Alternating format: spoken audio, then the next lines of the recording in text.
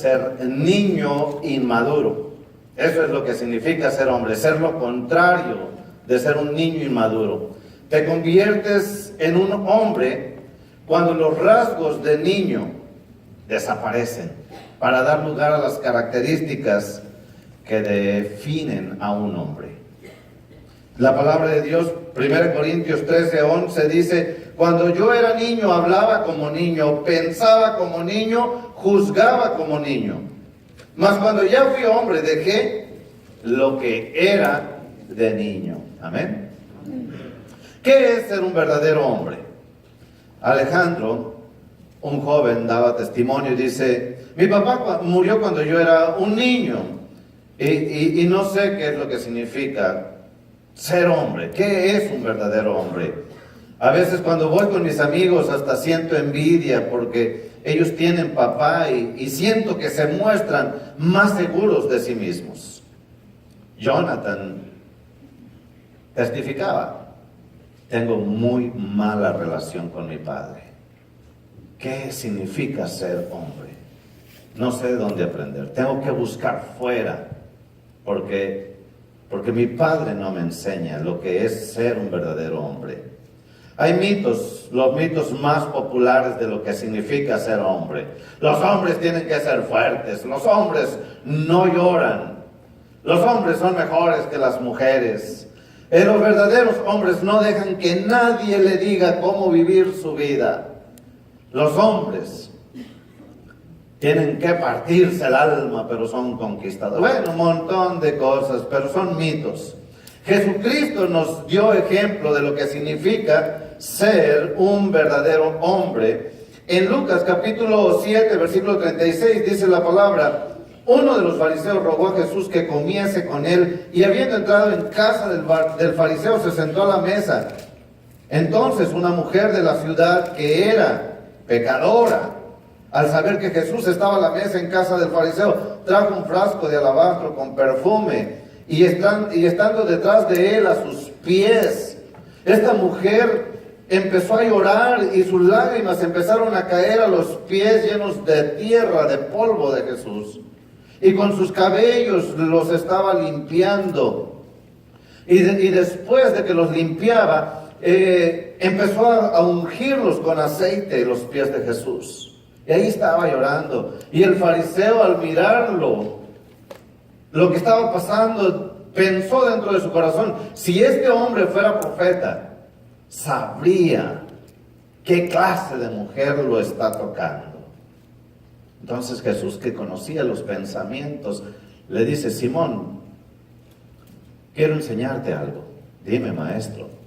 Dice: un acreedor, un hombre de banco, tenía 2 deudores. Uno le debía 2 años de trabajo, 2 años de salario, y el otro solamente le debía 50 días de trabajo.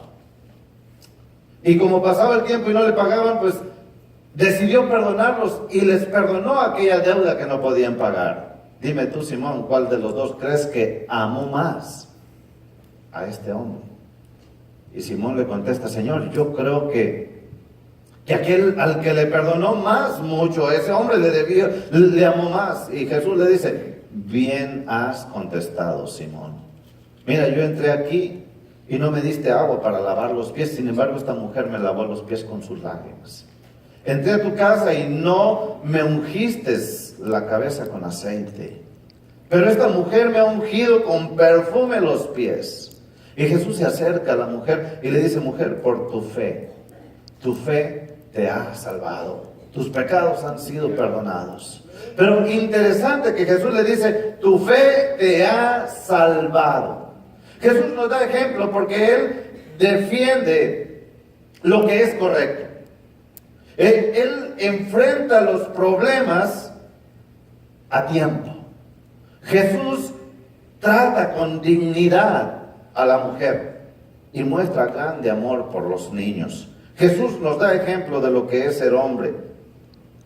También en la palabra de Dios encontramos otro ejemplo. El rey David, ya viejito, estaba a punto de morir, y dice en 1 Reyes 2:1: Llegaron los días en que David había de morir y ordenó a Salomón su hijo diciendo: yo sigo el camino de todos en la tierra. Estoy a punto de morir, hijo. Esfuérzate y sé hombre. ¿Qué le quiso decir cuando Jesús le dice: esfuérzate y sé hombre? No pensemos como los machos mexicanos, que se levanta el hijo de que se rompe la rodilla al caerse y los papás: hijo, sea macho, no llore. No, ¿qué quiere decirle David? Y aquí está en el versículo 3 en adelante: guarda los preceptos de Jehová tu Dios, andando en sus caminos y observando sus estatutos y sus mandamientos, sus decretos y sus testimonios, de la manera que está escrito en la ley de Moisés, para que prosperes en todo lo que hagas y en todo aquello que emprendas. Para que confirme Jehová la palabra que me habló, diciendo: si tus hijos guardaran mi camino, andando delante de mí con verdad, de todo su corazón y de toda su alma. Eso es lo que significa ser hombre. Eso es lo que Dios espera de un hombre que haga con su hijo, que le enseñe la palabra de Dios. Las cualidades de un hombre son bíblicas, no filosóficas. De acuerdo a la palabra de Dios, ser hombre. Bueno, el rey David le dice a Salomón: esfuérzate en ser hombre.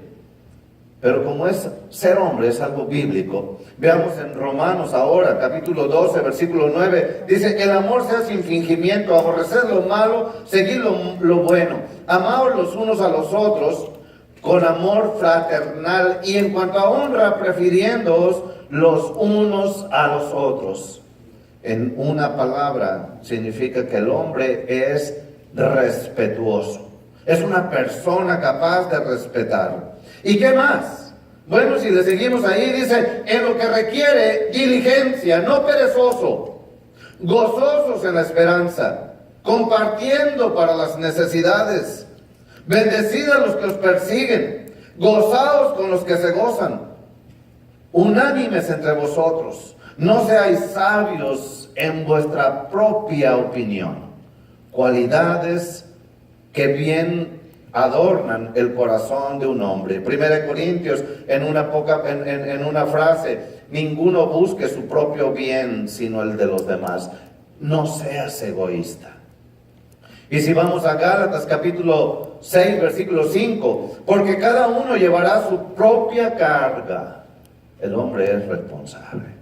Entonces, cualidades bíblicas de un hombre: una persona que sabe respetar a los demás, una persona que sabe sacrificarse por los demás, una persona que es responsable. Y aún más, hay un pasaje acá en Proverbios, capítulo 16, que dice: mejor es el que tarda en airarse que el que es fuerte, y el que se enseñorea de su espíritu que aquel que conquista una ciudad. En pocas palabras, el hombre controla sus emociones, sus sentimientos. El hombre es dueño de sí mismo.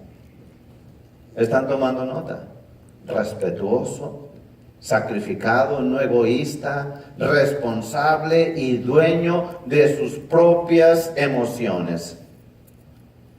La palabra de Dios nos habla de una generación que no conoce a Dios. Y para poder entenderlo hay que ir a Jueces. En capítulo 2 dice la palabra de Dios en el libro de Jueces, capítulo 2, versículo 6. Está hablando de Josué y dice: porque ya Josué había despedido al pueblo y los hijos de Israel se habían ido cada uno a su heredad para poseerla. El pueblo había sido conquistador, entró a Canaán, conquistó y se acabaron las guerras. Y ahora sí, cada quien a su propiedad, al terreno que habían conquistado, a sembrar sus parcelas, a cosechar las siembras, etc. Se habían ido. Había estado todo el pueblo unánime como un ejército, y ahora cada quien se había ido a su propia ciudad. Y el pueblo había servido a Jehová todo el tiempo de Josué y todo el tiempo de los ancianos que sobrevivieron a Josué, los cuales, esto es clave, habían visto todas las grandes obras de Jehová que él había hecho por Israel. Pero murió Josué, hijo de Nun, siervo de Jehová, siendo ya de 110 años, y lo sepultaron en su heredad en Timnat Será, en el monte de Efraín, al norte del monte de Gaz. Y toda aquella generación también fue reunida a sus padres. En pocas palabras, murieron. ¿A dónde van los que mueren? Son reunidos con sus padres. Todos aquellos que han creído en Dios tienen una reunión con sus padres que les enseñaron de Dios, y se levantó después de ellos otra generación que no conocía a Jehová ni la obra que él había hecho por Israel. Se levantan generaciones que no conocen de Dios. Es importante poder entender esto, que en nuestra sociedad los seres humanos debaten qué vamos a hacer con los niños, y a los niños esto, y a los niños aquello, y que los niños no hagan eso con ellos, y no hagan aquello con aquellos. Los seres humanos no sabemos qué hacer con los niños, pero Dios sí. Y Dios se levanta a hablar por los hijos y hacernos saber qué es lo que a los niños les conviene. Dios habla por los niños porque ellos no pueden hablar por sí mismos, y los seres humanos cometemos errores por todos lados. La palabra de Dios nos muestra, y Dios mismo nos dice, la palabra de Dios debe ser conocida por Dios. ¿Por qué la gente le servía a Dios? Si usted mira aquí en Josué 2:7, y el pueblo le servía a Jehová todo el tiempo de Josué y todo el tiempo de los ancianos que sobrevivieron a Josué, los cuales habían visto. ¿Por qué servían a Dios? Porque habían visto las grandes obras de Dios que él había hecho por Israel. Pero se muere Josué, se mueren todos los contemporáneos, toda esa generación se muere, y se levanta una generación que no conocía a Dios. ¿Y qué pasa con aquellos que no conocen a Dios? Versículo 11. Los que no conocen a Dios, después los hijos de Israel hicieron lo malo ante los ojos de Jehová y sirvieron a los Baales. Dejaron a Jehová, el Dios de sus padres, que los había sacado de la tierra de Egipto, y se fueron tras otros dioses. Dejaron la verdadera adoración y se fueron tras otros dioses de los pueblos que estaban a los alrededores, a los cuales adoraron y provocaron la ira de Jehová, y dejaron a Jehová y adoraron a Baal y a Astarot.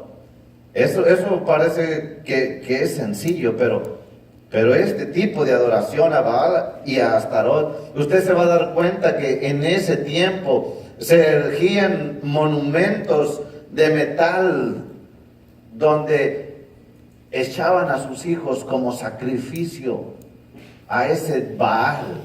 Era un satanismo donde sacrificaban a sus propios hijos. Así de mal hicieron las personas.